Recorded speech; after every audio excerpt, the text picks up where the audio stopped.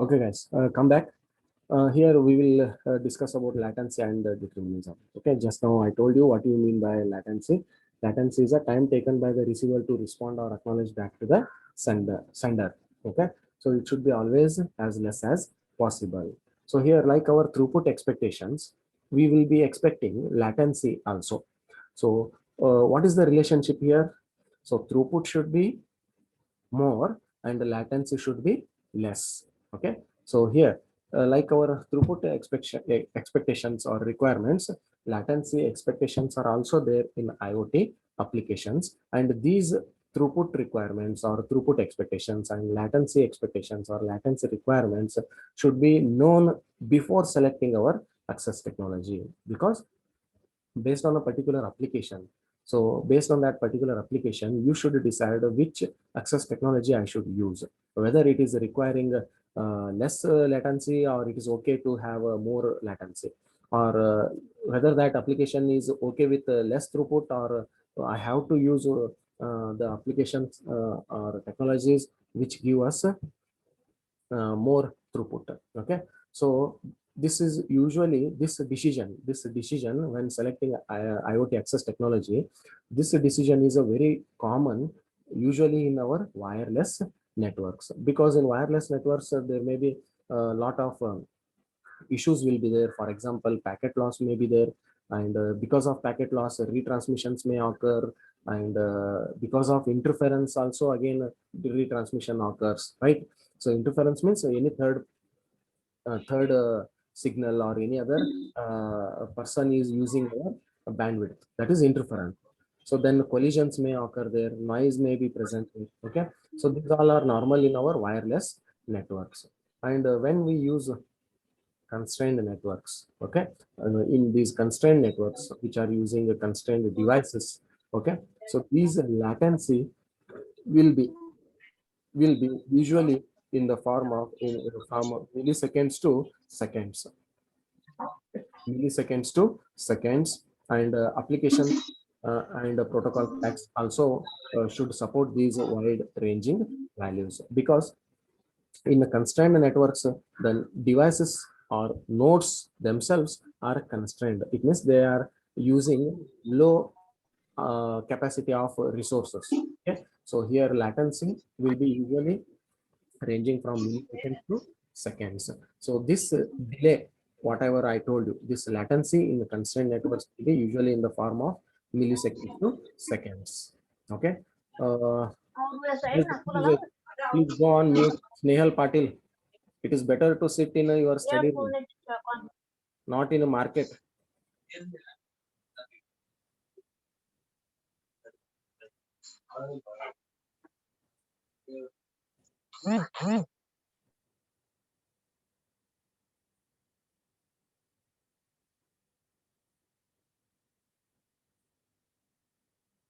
Okay.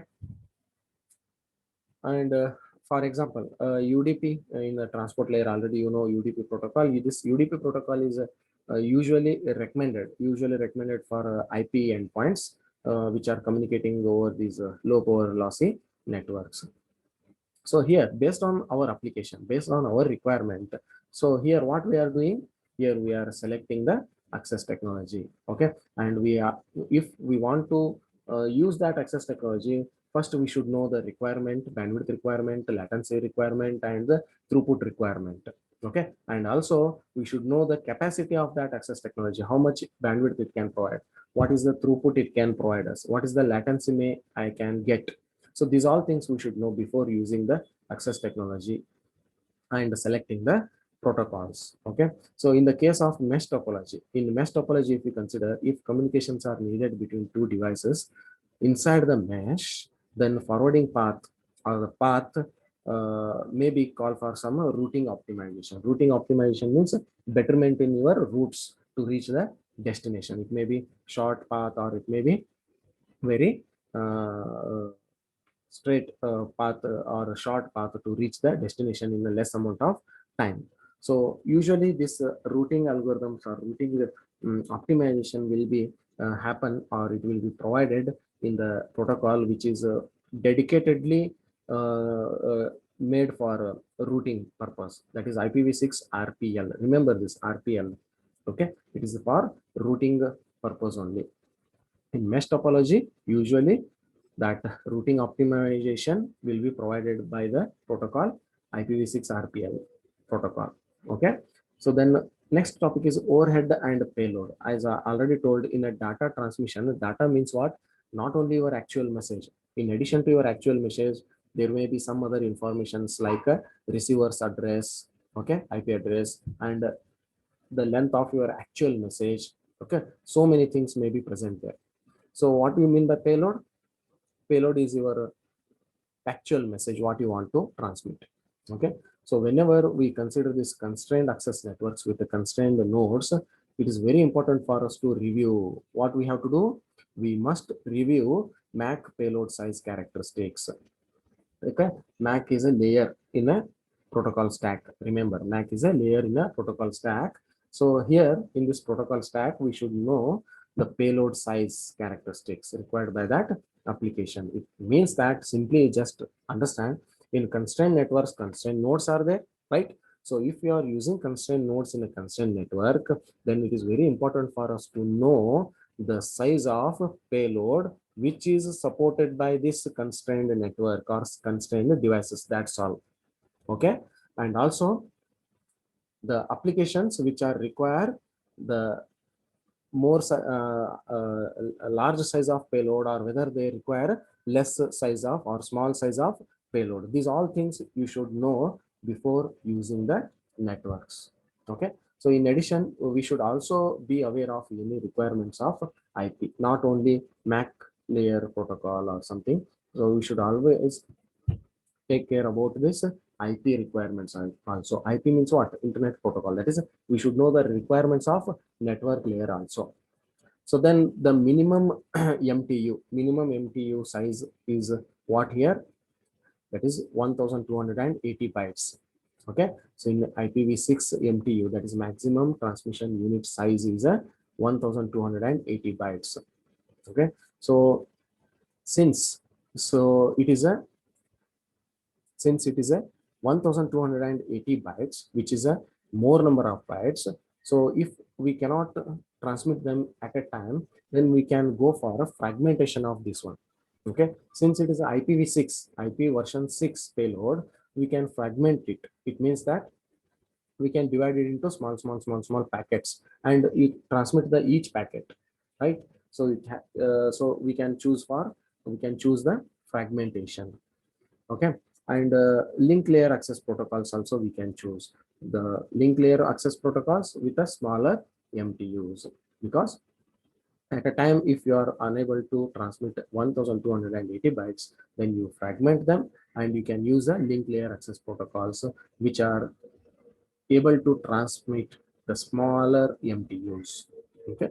So for technologies which are becoming under, or which are in this classification, or which are in this category, which is that LLN. What is LLN? Low power and lossy network. Okay. The technologies which are belonging to this type of categories or this type of networks, but they are able to transport IP. Okay. For such kind of technologies, we can use fragmentation. Okay, we can use a fragmentation, then we can use these technologies. So that is layer 1 or layer 2 fragmentation, and for IP optimization is important. So what it means? It means that, with one best example, I want to tell you this point. Suppose I think you have observed some big and large trucks will be carrying some cylinders, gas cylinders, so they may be having a capacity to carry, suppose, approximately 500 cylinders at a time. Okay. But you might have already observed some small auto are there. Okay. That is goods carrier, right? So they also have a capacity to transport the gas cylinders, but their capacity is less, right? They cannot occupy 500 cylinders. They can occupy 50 cylinders, for example. Okay. So but still we can use them, no? So but the only thing is here, the number of trips, the number of rounds will be more here, right? So at a time, a entire large truck can carry 500 cylinders, but the same 500 cylinders we can carry through or by using a single small auto. Okay, so which can occupy, which can load only 50 cylinders. But here what we have to do, we can make 10 trips more. Okay, instead of one trip we can do 10 trips, right? 50 into 10, that is 500. So after completion of 10 trips, it can carry, it can deliver all 500 gas cylinders. Same way here also, the technologies which are belonging to low power and lossy networks, but they have a capacity to transport IP packets or data frames. So at that time, so definitely we should make use of these technologies by using a fragmentation. It means that instead of sending the data in a whole, we can divide it and we can transmit it. Okay, so here these all are about overhead and payload. For example, payload size for IEEE is a 127 bytes, and it requires IPv6 payload with a minimum of 1280 bytes to be fragmented. See here. So payload size for IEEE technology is this technology particularly 15.4. Its capacity is what here? Only 127 bytes. But your data is how much? 1280 bytes. Then easily we can divide it. Okay. So then the into small bytes, and we can, it is nothing but fragmentation, then we can transmit those all bytes. Okay, so then otherwise if you consider its next version, that is 15.4G, so it enables payloads up to what it is 2048 bytes. It means that it can carry not only 1280 bytes, it can carry 2048 bytes also.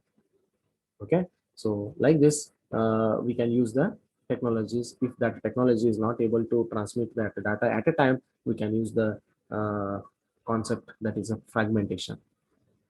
Okay, so then usually this LPWA, that is low power wide area technologies, these technologies usually they give us a small payload sizes only. Okay, so they will not give us a large payload sizes, they will give us small payload sizes. Then these small payload sizes are defined to compatible with the low data rate and the low time, that is less time.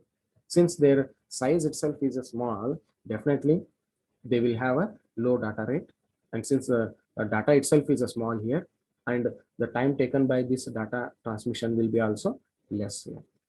Okay, then for example payloads may be as little as 19 bytes. You just listen, you just observe, this is the minimum size of a payload. What, how much, how many bytes? 19 bytes. Okay, so which is using the technology LoRaWAN, LoRaWAN. Already I discussed this one, right? So in this technology, the payload size is very small and absolutely small, that is 19 bytes, only 19 bytes payload. And up to which bytes? 250 bytes of payloads are also there. Okay, so here the payloads range is from 19 bytes to 250 bytes. Okay, so these all are about payload and this one, that is a overhead. Okay, so next is a IoT access technology. So till now what we discussed is, it is a major topic actually. It is a called as a communication criteria. So range is there, frequency bandwidth is there, power consumption is there. Okay, so many things are there, right? So here now onwards what we are going to discuss is a IoT access technology, which is the last topic of a second module, but it is very large topic in the entire module. Okay, so here we are going to study some around 5 to 6 access technologies. Okay, 5 to 6 access technology. Oh sir, what are these IoT access technologies? IoT access technologies, they are nothing but, you know, in your IoT network you have IoT devices, right? So these devices should be connected, no, so that we can call it as a IoT network.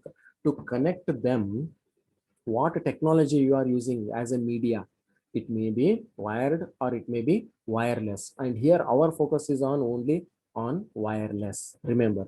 So okay, so these are nothing but IoT access technologies. Okay, so here we are going to study some 6 to 7 IoT access technologies, and in each technology we are going to study these 6 common informations of that technology.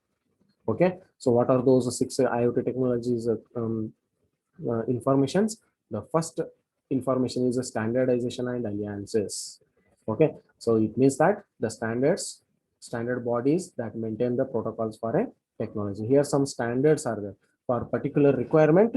One particular standard technology you should use, like this one standard is there. So that standardization we are going to study here. Okay, alliances is nothing but so group of companies which are providing the permissions to use these standards. Okay, so then the physical layer of that technology, it may be wired or wireless method. Okay, and which are suitable for these frequencies. And mac layer considerations are the mac layer is nothing but what here it is media access control layer, which bridges the physical layer with the data link layer. This mac layer will be in between physical layer and data link layer. Okay, I think you have already studied DC subject and CN subject. So there somewhere you will get this mac layer. Actually it is not present in our, it is not visible in our OSI layers as well as in a TCP/IP protocol stack, but it is virtually present in between a physical layer and data link layer. It bridges the physical layer and data link layer. Okay, so then we will understand the topology of that access technology. Topology is nothing but layout of that network, in which a layout that network is connected, and topologies that are supported by that technology. Okay, then security aspects of that technology. What all the security reasons that technology is expecting and what it provides.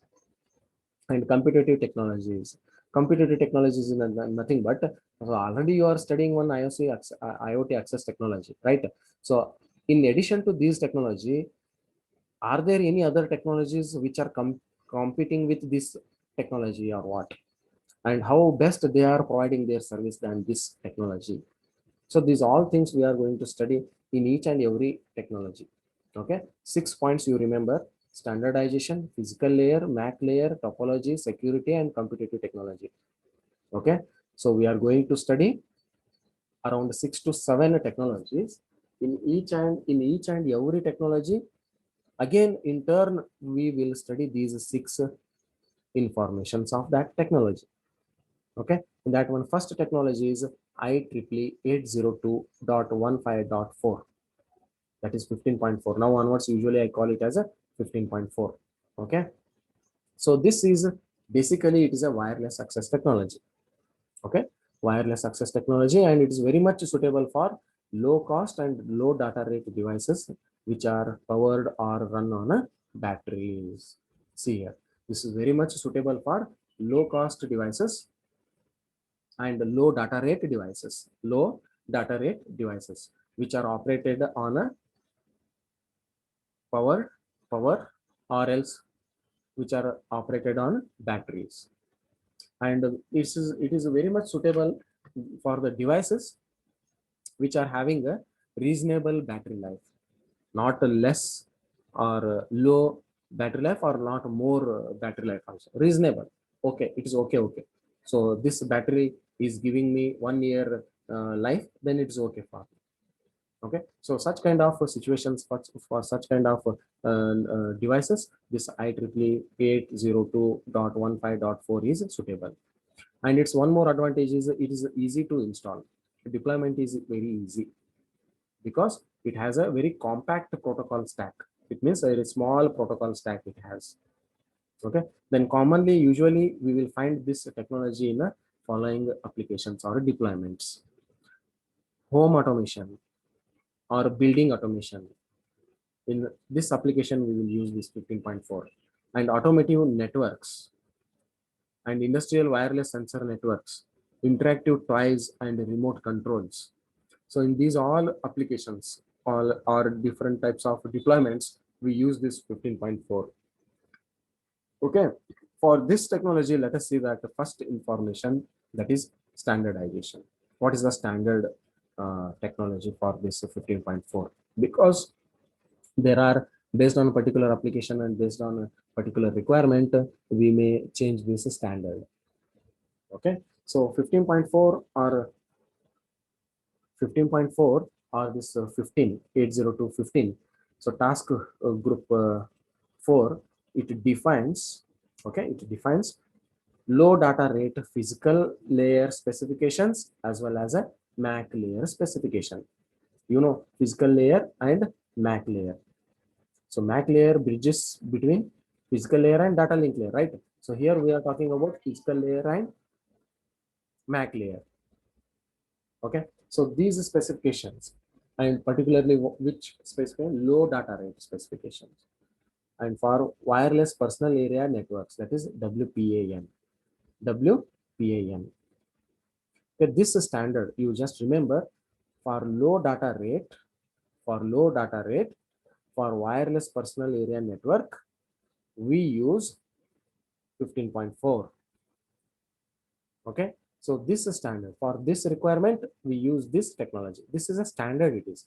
So this standard has evolved, or it has taken birth over the years. It means it is keep on using from last many years, and it is most commonly used technology or well known and popular technology or solution for low complexity wireless devices. Low complexity means what? There is no any complications in a wireless devices with the low data rates that need a many months or even years of a battery life. As I already told, that is a reasonable battery life is okay for it, right? So this is about standardization. Then these protocols are, it is using some protocols, Zigbee protocol, okay, 6LoWPAN protocol, Zigbee IP, and ISA, wireless HART, and thread. So these all are called as protocol stacks, which are utilizing or using this 15.4. These all are protocols which are using in this technology, that is 15.4. Okay, in this one, the most importantly for your exam point of view, for 10 marks question, so they will always ask to explain the protocol Zigbee. Okay, so this Zigbee we will study now. This is whatever I am showing you the table, you can call it as a protocol stacks, protocols, list of protocols which are using the this IEEE 802.15.4. Okay, so here Zigbee we are going to study, right?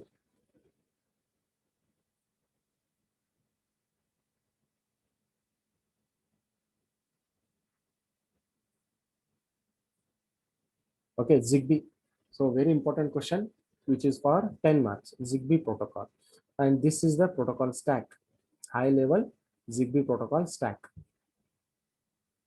So here at the bottom level, physical layer is there, next MAC layer is there, next network and security layer is there, then application support layer is there, and applications are there, application profiles. It means where exactly you use this protocol, that is application. So just remember these 5 layers: physical, MAC, network and security, application support, application profiles. And this is called as Zigbee protocol stack particularly. Okay, so here Zigbee is one of the most well-known protocols. See, it is a most commonly used and most popular protocol which was developed based on this 15.4 foundation. Okay, and on top of this 15.4 physical and MAC layer, Zigbee specifies its own network and security layer. Just I am explaining that protocol stack just now, whatever you have seen there. In the bottom, physical layer and MAC layer was there, right? After that, what was there? That only I am telling here. That's all. Network and security is there. Network and security layer is there. After that, application profiles are there. Okay. So when this Zigbee was not treated, or it was not published, or it was not released as a standard, typical standard like RFC, but still this Zigbee has its own importance in the industry. Okay, so even though this Zigbee was not released as a standard like our RFC, but still this Zigbee has its own importance in our industry. From 100 companies. This Zigbee was supported by the 100 companies at the initial stage itself. Okay, now that companies, number of companies support from the companies is increased to 400 companies. So these all companies are nothing but they are members of this Zigbee Alliance. As I already told you, Zigbee Alliance is a set of or group of companies which will provide the permissions and certifications to use this Zigbee protocol. Okay, so here, similar to Wi-Fi Alliance, the Zigbee Alliance is also an industry group formed to certify the interoperability between the vendors. Vendors means what? Vendors are providing services to us. Okay, so like Wi-Fi Alliance, Zigbee Alliance is also, it's a industry group. Okay, it's an industry group which is formed or created to provide the certifications or certify the interoperability between the vendors. It means there is a communication between the vendors and these companies are going to certify that interaction between these vendors. Okay, Zigbee Alliance is committed to driving or motivating or encouraging and evolving the Zigbee as an IoT solution. See here, these all group of companies, their goal is they want to make this Zigbee as an IoT solution. It means they want to upgrade it. They want to support more this Zigbee. Okay, so they want to make it as an IoT solution for interconnecting the smart objects. So just remember, now Zigbee is used for connecting the smart objects. So Zigbee solutions, okay, this IoT solution, whatever I just now told you. So these are called as Zigbee solutions, which are aimed at a smart objects and sensors. They have a low bandwidth and low power requirements. Since they are smart objects are nothing but sensors and actuators and other devices may be present there. Since they are consuming the low power and low bandwidth, the entire Zigbee solutions themselves, they require low requirements or less requirements. And also products which are Zigbee compliant or which are Zigbee compatible.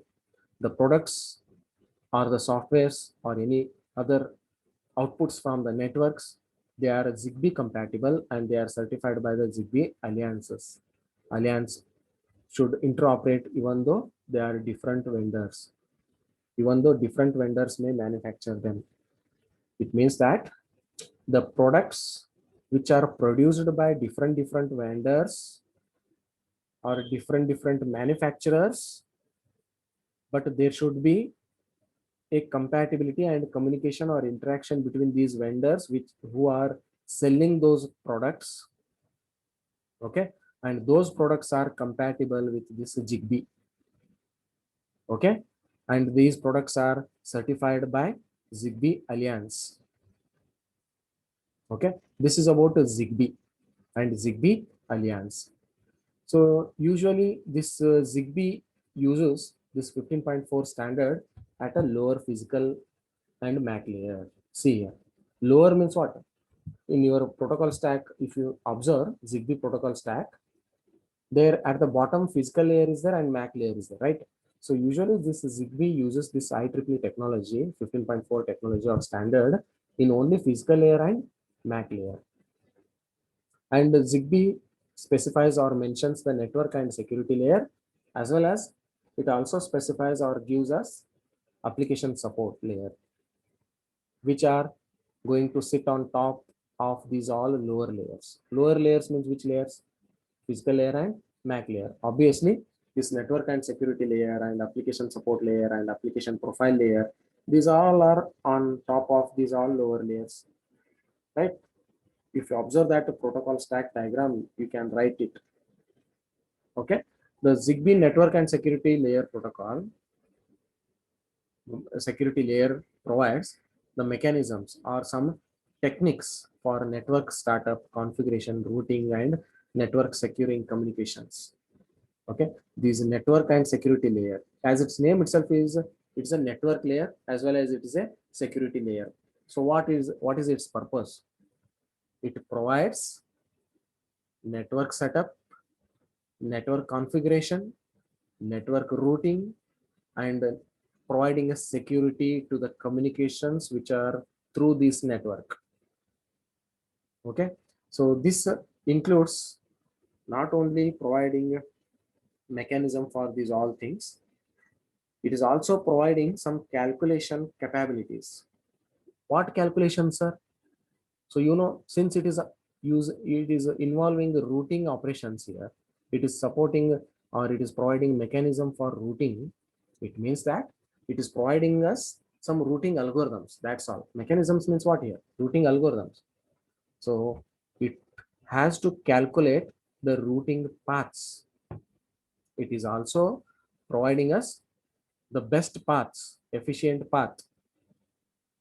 Okay, in what it is often it is a changing a topology, because topologies are dynamic, not static. Topologies may be keep on increasing, or it may be keep on changing as the number of nodes are keep on adding to the network. Okay, so because of this dynamic characteristic of these topologies, the paths also, routing paths also keep on varying from time to time. So this also will be provided by network and security layer. And also, in addition to this providing these all mechanisms and calculating these routing paths, it also discovers its neighbors. So which is again coming under this routing only. Okay, it finds out, it knows its neighbors and the distance between those neighbors. Based on that, it can decide the routing, and also it manages the routing tables. Routing tables as devices join for the first time. Okay, so whenever the new device is connected to the network, the routing table entry will be happened. So this routing table will be also managed by this network and security layer, remember. And also network layer is also responsible for forming the appropriate topology. Then it has to create, it has to fix one particular topology for it. It has to form that topology, which is usually mesh topology. Sometimes, rarely, this topology may be star topology or a tree topology. Okay, from security perspective, if you want to see the security, Zigbee uses this 15.4 for security at the MAC layer. Even though here one separate dedicated layer is there for security, it uses this 15.4 for security at the MAC layer itself using a AES algorithm. AES is nothing but advanced encryption standard algorithm. This is an encryption algorithm. AES, DES, so many algorithms are there for encryption. Through these algorithms, it provides the security in the MAC layer itself. And this AES algorithm is using how many bits? 128 bits. The key of this algorithm is a 128 bit key. It creates one key, private key, public key, I think you remember, right? So that key length is a 128 bit. And also it provides the security at the network and application layers. See, security is, it means that security is in throughout all layers. Since from MAC layer to the top layer, which is application layer. Okay, so this is the beauty of this Zigbee. Then application support layer is there in the top, right? This application support layer, it interfaces the lower portion of the stack, which are dealing with the networking of Zigbee devices with a higher layer applications. It means that this application support layer provides the interfaces between the lower layers and higher layers, higher layer applications. Because in between lower layer and higher layer, this layer is there, that is application support layer. In a bottom, physical layer is there. At the top, application profiles are there, right? So application layer, support layer is in between this lower layer and higher layer. It provides the interface between these two lower and higher layers. And the best examples of application profiles are, most popular application profiles are home automation and smart energy. These are the two best examples of popular application profiles. Application profiles. Okay. I think this meeting is going to end in 2 minutes or 3 minutes. I wind up the classes today here. In the next class, I continue with again this is ZigBee IP. That is the next version of protocol. Okay. So in the next class, I continue with this ZigBee IP. Now you can leave the meeting.